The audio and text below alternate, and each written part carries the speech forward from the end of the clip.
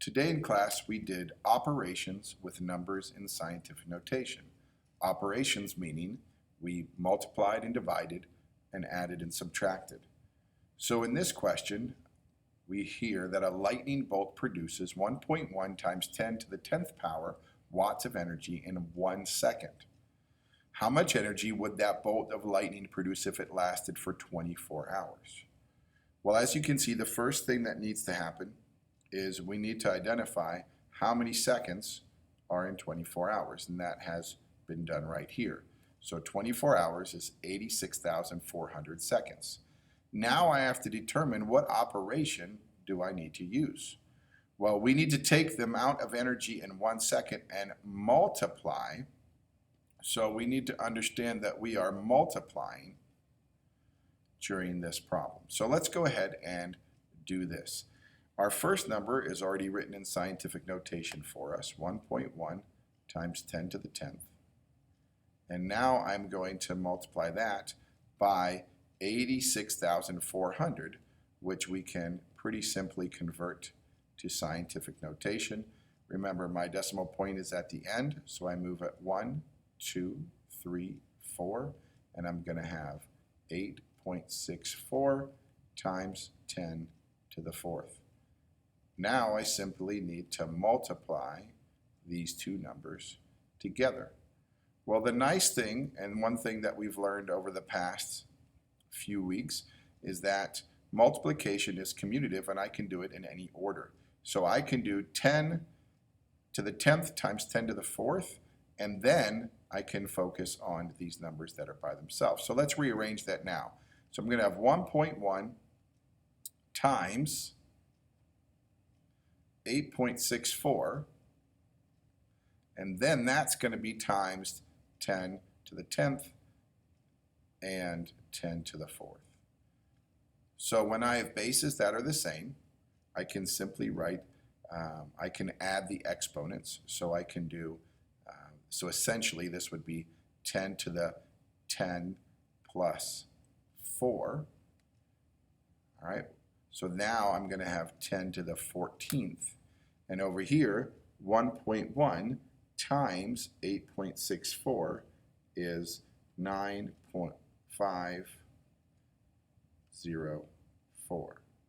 So the answer in scientific notation is 9.504 times 10 to the 14th. That's how much energy would be produced if a lightning bolt lasted for 24 hours.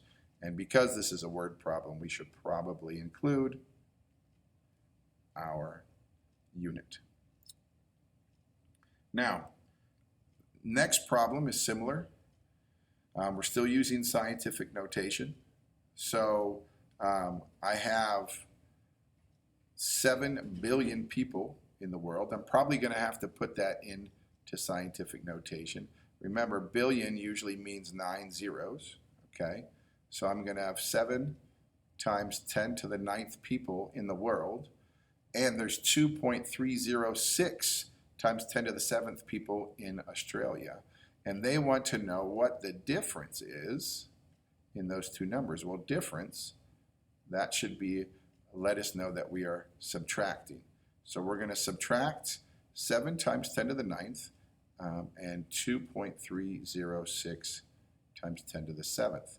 Now, when you are subtracting, it is important to remember that to add or subtract numbers in scientific notation, they need to have the same magnitude, which means the powers need to be the same. And obviously, that is not the case here. So I'm going to rewrite this. 10 to the 9th, I could rewrite as 7 times 10 to the 2nd times 10 to the 7th. Because I know that when two bases are the same, I can add their exponents. So 2 plus 7 is the same as 9. Now, 7 times 10 to the 2nd, well, 10 to the 2nd is like 100, so I could rewrite this as 700 times 10 to the 7th power. And I'm going to subtract 2.306 times 10 to the 7th power. So I'm going to keep the exponents the same, which would be times 10 to the 7th, and subtract 700 minus 2.306, and I'm going to get 697.694. Now the problem is I do not have scientific notation here. So this number is too big. So I need to move this decimal point over more until it creates a number between 1 and 10, and 6.9 is between 1 and 10. And if I move that over 2 spots, I need to increase this exponent by 2. So my final answer will be 6.97694 times 10 to the 9th power. And that is the difference in the population of the world and Australia. Now, if you are finding it difficult to keep track of adding, subtracting, what I need you to know is that we can use a calculator to help you. If you buy a calculator or an app with an EE button, or simply turn your iPhone calculator sideways. So this is what it looks like. If you turn your phone sideways, this is what it looks like. And the button we want to concentrate on is this button that is EE. So it would be right here.